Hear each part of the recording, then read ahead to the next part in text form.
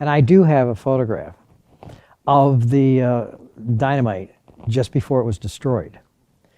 It's huge. It's absolutely huge how much they had to get rid of, the ordnance they had to blow up. My grandmother, when she was a teenager, of course she was a teenager at the time of World War I, and she and her sisters, you know, because the boys were out guarding the locks, supposedly the locks and the bridges, and they were their friends. I mean, these kids were in the state guard or militia, but they went to school with them, you know.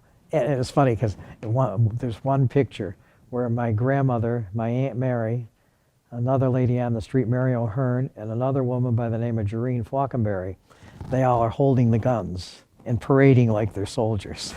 It was back in the late 90s. It was when they were preparing the site for the dewatering that they discovered that.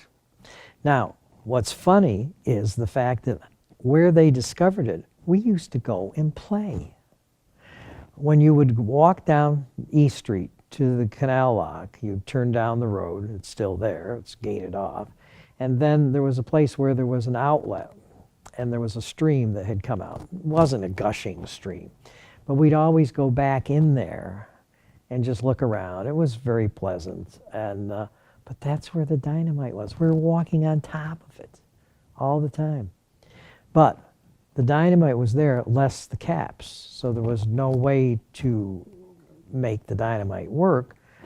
But one of the things that we are theorized is the fact that in case we were invaded by the Germans, there'd be a way for them to destroy our system, which you got to remember, the canal system was brand new at that time. The federal government seized the New York State Canal and didn't give it back, I think, until 1921 or 1922. And at that point, I mean, New York State felt it was being held hostage because the government wouldn't give back the canal. And so, you know, when this all happened, I started trying to figure, well, the other thing is they had them guarding this in the dead of winter. Like, I mean, there's nothing. And they're living in this shack, cutting down old trees to, you know, cut up for firewood. What an accident, because nobody knows anything about this. And yet it makes sense, because if we were invaded, there was enough dynamite to blow up the rail yard, that lock, and even the railroad bridges. And that would paralyze so nobody could really use any of this for anything. I mean, why else? Why else would you have so much dynamite there? And the other thing, somebody said, well, you know, somebody just had it locally and they wanted to dispose of it. No, that didn't happen. The source of the dynamite was from a Southern concern. The source of our dynamite that Mr. Hill sold was from DuPont.